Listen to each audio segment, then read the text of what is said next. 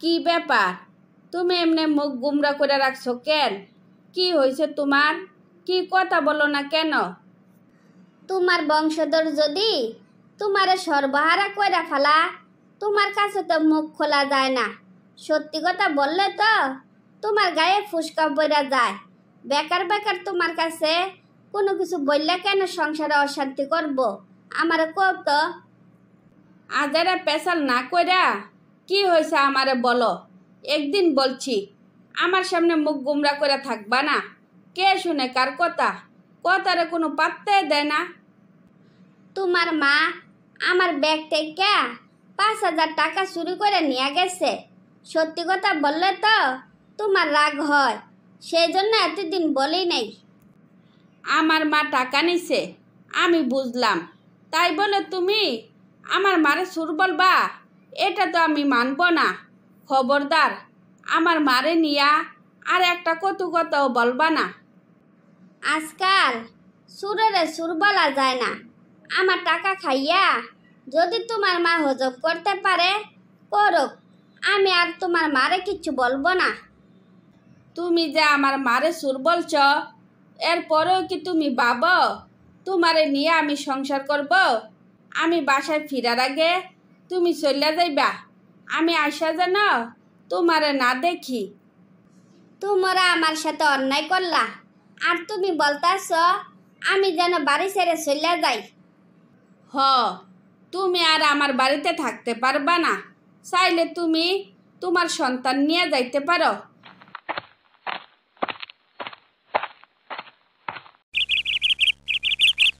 কি গো তনুর মা, আমার ওইসব কি শুনতাছি? তোমার জামাই নাকি তোমারে নিয়ে আর সংসার করব না? হ, যা শুনছ ঠিকই শুনছ। তনুর বাবা 3 দিন ধরে বাড়িতে আসে না। বলছে যতদিন আমি বাবার বাড়ি না যাই ততদিন ওই বাড়িতে ফিরব না। হঠাৎ করে কি এমন হইল যে ডিভোর্স পর্যন্ত চলে গেল? ওর মা আমার ব্যাগ থেকে 5,000 টাকা না বললে নিয়ে গেছে।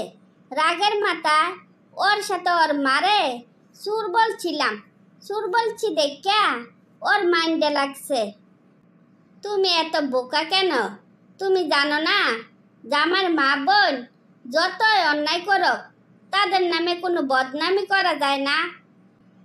এতদিন আমি জানতাম না, কিন্তু এখন বুঝতে পারলাম শ্বশুর বাড়ির কারোর ব্যাপারে কোনো খারাপ মন্তব্য করা যাইব না। খারাপ মন্তব্য করলে সুজা বাপের বাড়ি। এখন তাইলে কি করবা? সত্যি সত্যি তুমি চলে যাইবা? তুমি চলে গেলে তোমার ছেলে মেয়ের কি হইব? ওই 3 দিন ধরে বাড়িতে আসে না। বলছে যতদিন আমি এই বাড়িতে থাকবো ততদিন ওই বাড়ি ফিরব না। তাই ছেলে মেয়ে নিয়া আজকে বাপের বাড়ি চলে যাইব।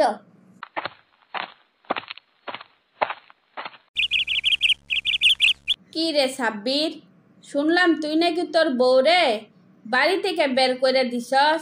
সি সি সি, এই বয়সে কেউ এরকম করে? শুন, কম দুঃখে বউরে বাড়ি ছাড়া করি নাই। আমার মা নাকি ওর ব্যাগ থেকে টাকা চুরি করছে। মা না হয় টাকা নিছে, এর জন্য ওই মারে সুর বলবো? সুর যে বলছে তোর সাথে বলছে নাকি সরাসরি তোর মারে বলছে? মারে সরাসরি বলার সাহস ওর আছে? ওই আমার সাথে আমার মারে সুর বলছে, যেটা আমি মানতে পারি নাই। জামাইয়ের সাথে সুখ দুঃখের কথা না বললে বউ কি রাস্তার গরু ছাগলের সাথে সুখ দুঃখের কথা বলবো? এই একটা কথার জন্য তুই তোর বউ ছাইরা দিবি? সি সি সি, তোরা আমার দুস্থ পরিচয় দিতে ঘৃণা করতেছে। যা করছি খুব ভালো করছি। ওর মতো বউ আমার কোনো দরকার নাই। তুই ছোটোখাটো একটা ব্যাপার নিয়া তুই তোর ছেলে মেয়ে বউরে দূরে সরাইয়া দিছস। তার ফল একদিন তোর বুক করতে হইব। উপরওয়ালা তোরে কোনোদিনও ক্ষমা করব না, কথাটা তুই মনে রাখিস। তুই যত কথাই বলস না কেন, এই বউ নিয়া আমি আর সংসার করব না। এবার তুই যাইতে পারস। তারপর ছোট্ট একটি ভুলের কারণে সাব্বির তার বউকে চিরদিনের জন্য বাপের বাড়ি পাঠিয়ে দেয়। ওনারে নাকি বাড়ি থেকে বাইর করে দিছে, বলছে নাকি রাস্তা রাস্তা ভিক্ষা করে খাইতে। খাবারের জন্য যেহেতু উনি আত্মহত্যা করছে, ওরা আমরা এই সমাজে থাকতে দিব না।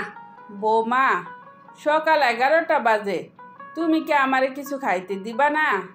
তুমি তো জানো আমি যে খিদার জ্বালা সইতে পারি না। আপনি খিদার জ্বালা সইতে না পারলে আমি কি করব? আমি ছাড়া কি আপনার আর কোনো ছেলের বউ নাই? তাদের কাছে গিয়া খাবার খেতে পারেন না?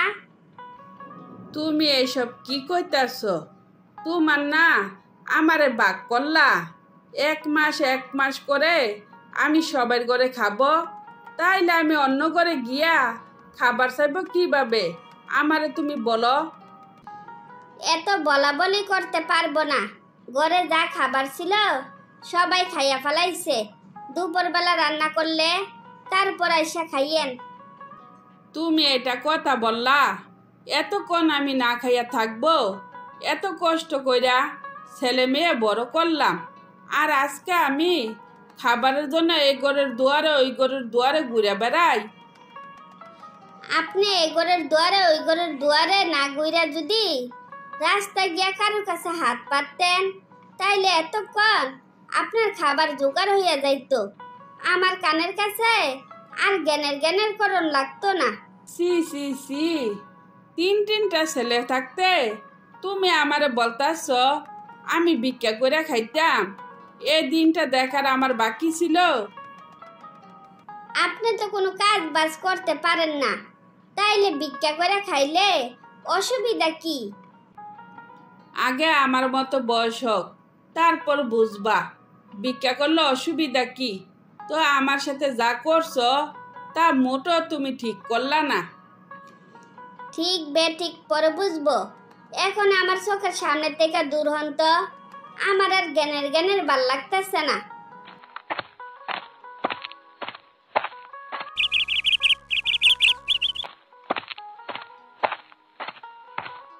এই কাকু, তুমি এমনি জুমাইতাছো কেন? কি হয়েছে তোমার? তুমি কি সারাদিন কিচ্ছু খাও নাই? এখন আমার বয়স হয়েছে, এখন তো আমি আর ইনকাম করতে পারি না, তাই মনের সাথে রাগ কইরা খাওয়া দাওয়া ছাইরা দিছি।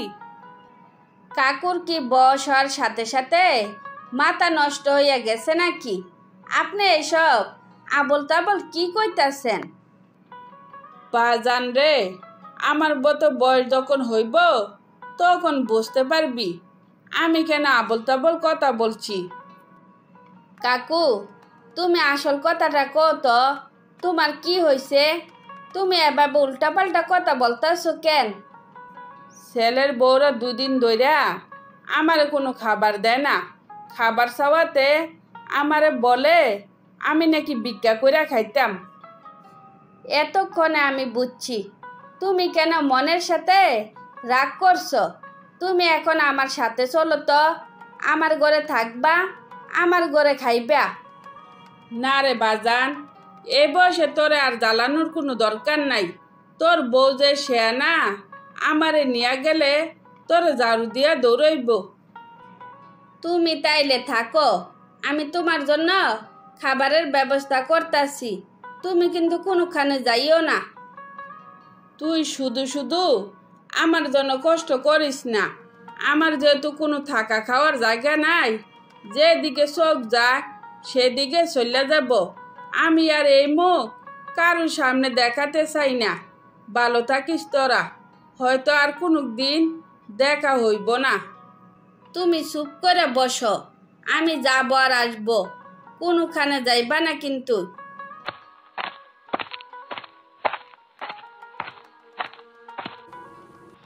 এই মামা, তুমি এমনি ধরেতেছো কেন? কি হয়েছে তোমার? আরে আর বলিস না, সর্বনাশ হয়ে গেছে। রিপনের বাপ ট্রেনের নিচে পইরা মইরা গেছে। খবরটা দেওয়ার জন্য যাইতাছি। হায় হায়, তুমি আমারে কি শুনাইলা?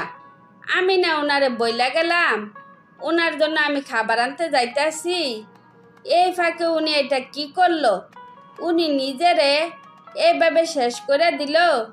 ওনার ছেলেরারে গ্রাম ছাড়া করতে হইব।